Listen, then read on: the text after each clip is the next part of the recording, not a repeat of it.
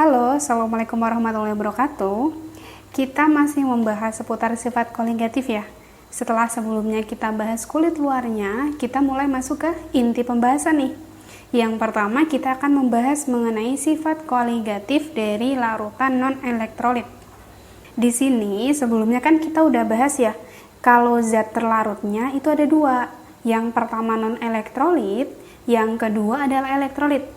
Untuk bedanya non-elektrolit dan elektrolit, kalian pelajari di video sebelumnya ya. Kita udah ngebahas cara ngebedain non-elektrolit dan elektrolit yang paling simpel.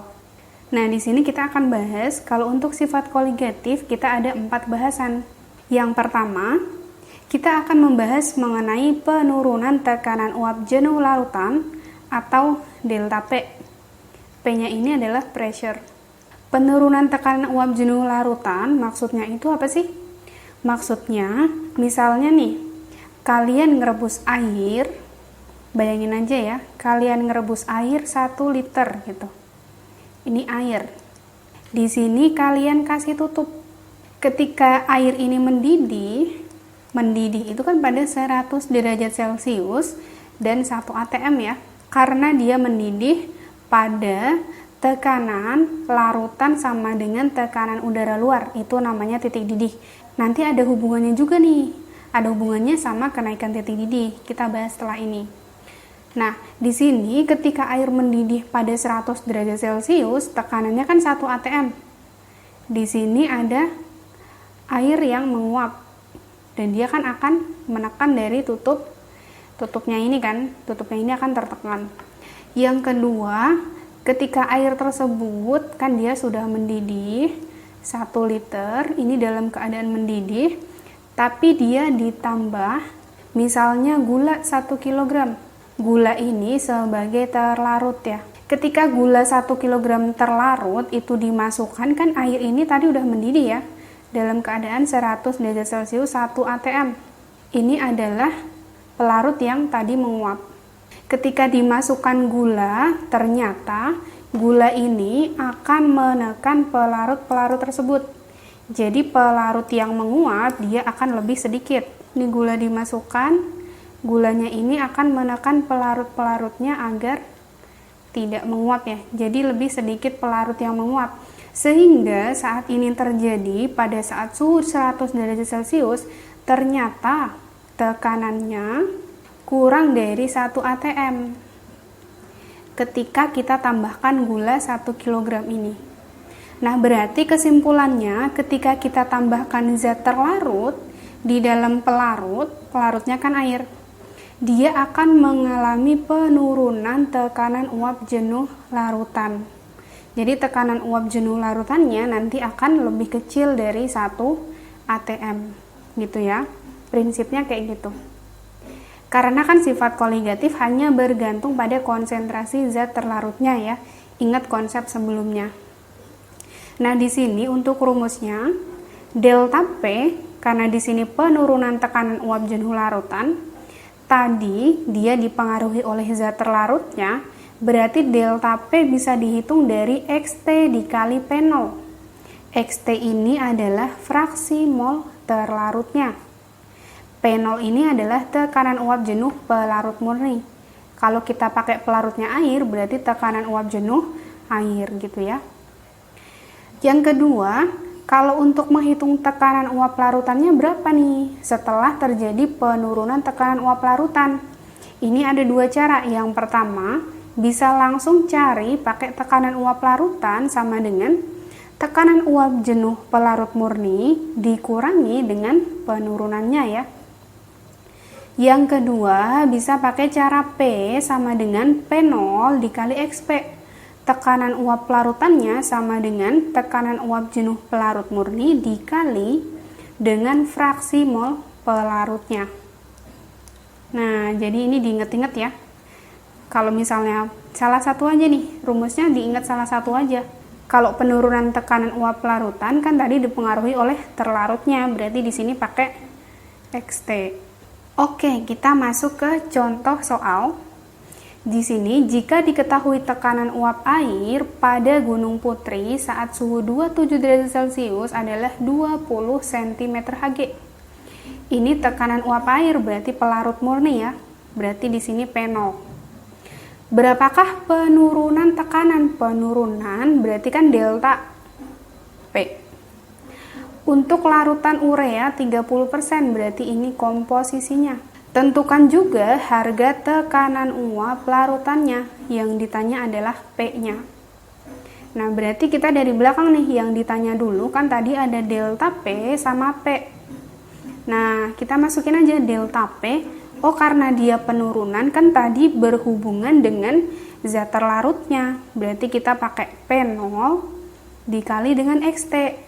Yang kedua, P. Karena P ini tekanan, oh berarti tekanan uap jenuh pelarut murninya dikurangi dengan penurunan tekanan uap jenuhnya. Nah, di sini urea adalah non elektrolit. Nah, jadi rumusnya cukup pakai ini.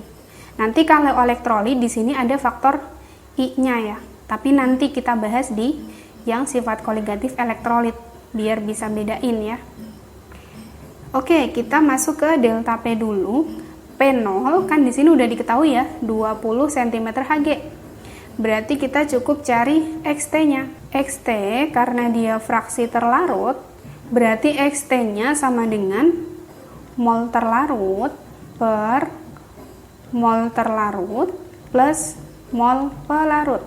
Kita garis bawahi. Terlarutnya di sini adalah urea, pelarutnya adalah air. Nah, berarti kita butuh dua data ini. Sekarang kita dapat dari mana? Dari komposisi ini nih, larutan urea 30%. Urea 30%, ingat, karena di sini tidak diketahui gram total, berarti kan kita bisa pakai asumsi ya. Asumsi kalau 100% itu sama dengan 100 gram. Nah, berarti kalau urea 30% kan terdiri dari ureanya 30% atau sama dengan 30 gram, sisanya berarti air. 70% ya, 100 dikurangi 30. Berarti 70% sama dengan 70 gram. Nah, dari sini kan kita bisa cari molnya. Gram per mr. Di sini gramnya 30, mr dari urea adalah 60 ya. Nah, berarti 0,5. Sedangkan air, molnya sama dengan gram per mr. Gramnya 70, mr-nya adalah 18. Berarti 3,88 mol ya. Kita masukin ke sini. XT-nya berarti sama dengan mol terlarut, berarti urea, 0,5 per mol total. Terlarutnya 0,5 ditambah air 3,88. Nah, berarti hasilnya adalah 0,114 ya. Ini fraksinya. Dapat kita masuk ke delta P, berarti sama dengan P0 dikali XT. P0-nya adalah 20, XT-nya adalah 0,114. Nah, berarti hasilnya adalah 2,28 ya. Karena di sini P0-nya cm Hg, berarti penurunannya juga cm Hg. Sekarang kalau tekanan uap berarti kan P. P-nya sama dengan P0 dikurangi penurunannya. P0-nya 20, penurunannya 2,28. Berarti ketemunya 17,72 cm Hg.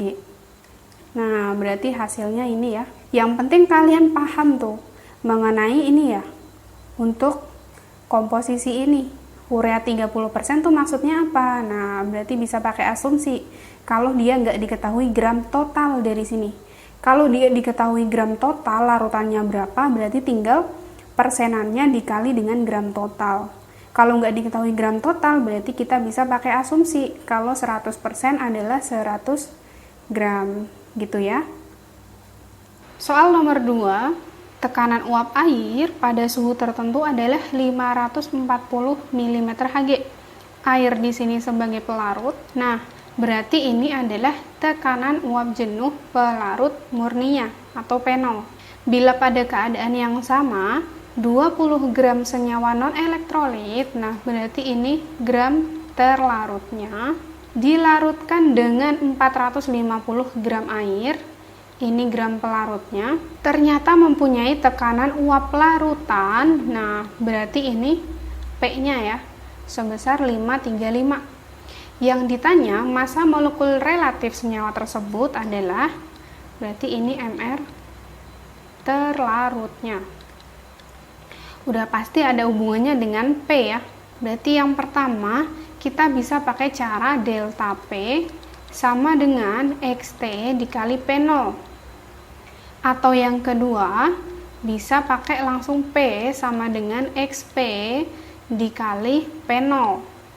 Tapi karena kita butuh data zat terlarutnya, berarti lebih gampang pakai XT aja ya. Nah, berarti kita pakai cara ini. Delta P sama dengan XT dikali P0, nggak ada I karena dia non-elektrolit. Sekarang kita masukin datanya. Delta P itu adalah P0 dikurangi dengan P-nya. Sama dengan XT-nya adalah kita jabarin mol terlarutnya yang akan kita cari untuk mencari MR-nya. Per mol terlarut ditambah mol pelarut dikali P0. Kita masukin datanya. P0-nya 540 dikurangi 535 itu sama dengan mol terlarutnya per mol terlarut plus mol pelarut adalah gram pelarut air 450 per MR-nya. MR air adalah 18 ya. Dikali P0-nya di sini adalah 540.